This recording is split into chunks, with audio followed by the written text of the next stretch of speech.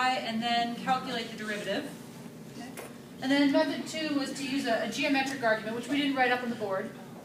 And then this third method is going to sound a little bit silly the first time that we go through it because we had those other two options first. But this third method, this is the method of implicit differentiation.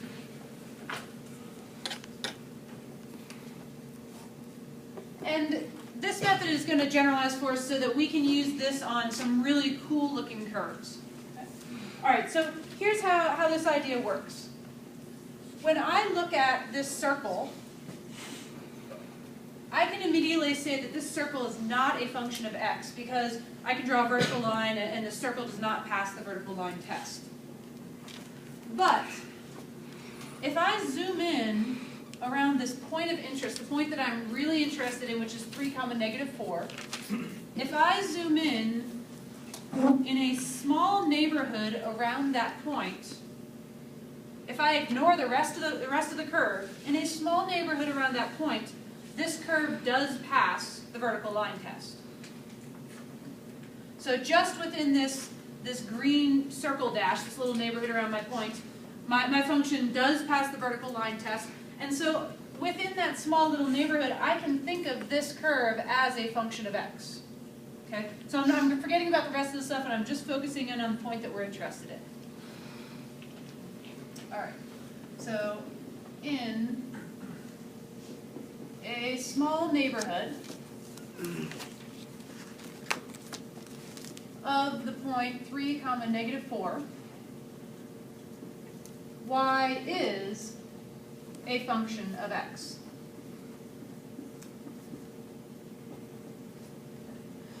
Now, I don't necessarily know what that formula is. I can't necessarily say y is equal to stuff in terms of x and actually write out the formula. But I can think of y as a function of x as long as I'm only looking in this little neighborhood around my point. And so we're going to think of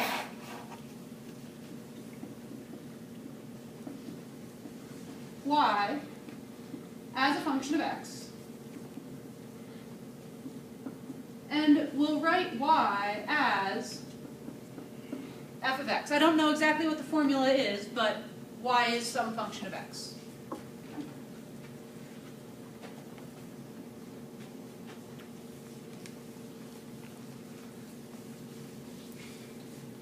Okay, so with that idea in mind, I'm going to go back to my equation of my circle, which is x squared plus y squared equals 25.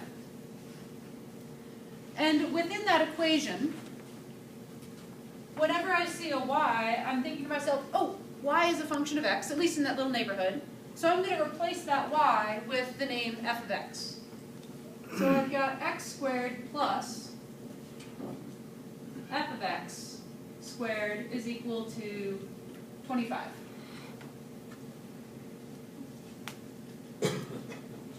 All right, so now I've got this equation right here. And what I'm going to do now is I'm going to take this equation and I'm going to differentiate the left side with respect to x. And I'm going to differentiate the right side with respect to x. So we'll differentiate everything in sight with respect to x.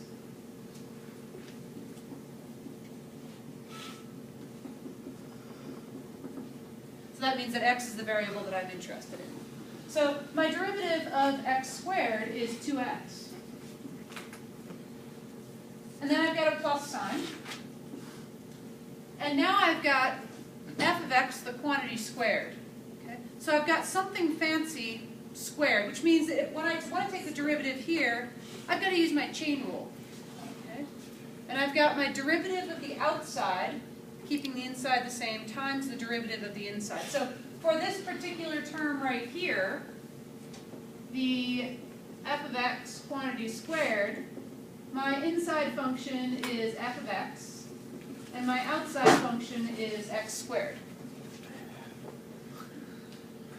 So when I use my chain rule, I'm taking the derivative of the outside, keeping the inside the same. So I've got 2 times f of x raised to the first power, derivative of the outside, keeping the inside the same, times the derivative of that inside function. Now, I don't know what f of x is, so I can't tell you what its derivative is other than to say its derivative is f prime.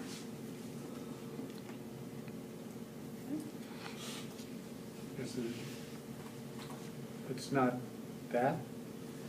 Well, I don't know. I'm pretending like I've never solved for y before. Okay. So, Right. so at this point, we really don't okay. know what y is equal to. Okay, never mind. Okay. So we've got our derivative of our left-hand side is equal to, now on the right side, the derivative of 25, is that's 0. Okay, derivative of a constant is 0. And now remember that our overarching goal is to figure out what the slope of our function is so that we can calculate the slope of our tangent line. And so right here I see my slope. I see f prime of x. So what I want to do is to take this equation and solve for f prime of x. Now before I go and solve for f prime of x, I want to give myself some help here in terms of details and things. This f of x is nice for taking the derivative, but now I'm going to go back to my normal notation up here of 2x plus 2. F of x is the same as y, and so f prime of x is dy over dx. This is going to be easier for me to deal with when I'm trying to solve. All right, so this is, I've differentiated everything, and then I've turned back into my y's and my x's. And I want to solve this equation for dy dx.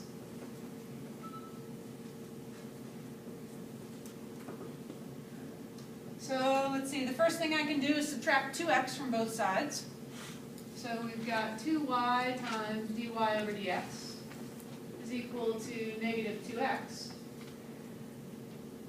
And I still want to get dy dx by itself, so I can divide both sides by 2y. And we get dy over dx is equal to negative 2x over 2y. And those 2's, since there's one on the top and the bottom, I can cancel them out, leaving us with dy over dx is equal to negative x over y. All right, so this is kind of cool because what this is this is a formula which describes the slope at any point on this circle, as long as the y value is not equal to 0. So it doesn't work on the 2x intercepts here, okay, because then you'd have a vertical tangent. But other than those 2 points right there and there, that dy over dx describes the slope on both points along the top of the circle as well as along the bottom of the circle. All right, so now we've come up with a formula for the slope at any x, y value on the circle. And so in our example, our point is 3, negative 4. And so at 3, negative 4, the slope of our tangent line, dy over dx, is negative x, so negative 3 over y, which is negative 4. And so we get 3/4. Once we have our slope and we have our point, we can come up with the equation of our tangent line. And so actually, Will, this is the proof that your discussion, the geometry discussion, is actually true everywhere along the way. All right. Any questions about what we did here? This is our first example of using what's called implicit differentiation. And so the reason it's called implicit differentiation is because we're saying that y is implicitly defined as a function of x. Okay? And so in a small, tiny neighborhood, we can think of this y value as a function of x. It's like a game to play to find slopes later for all sorts of crazy stuff. It's a game we're going to play right now to find slopes of all sorts of crazy stuff. Okay, so I've got a handout for you.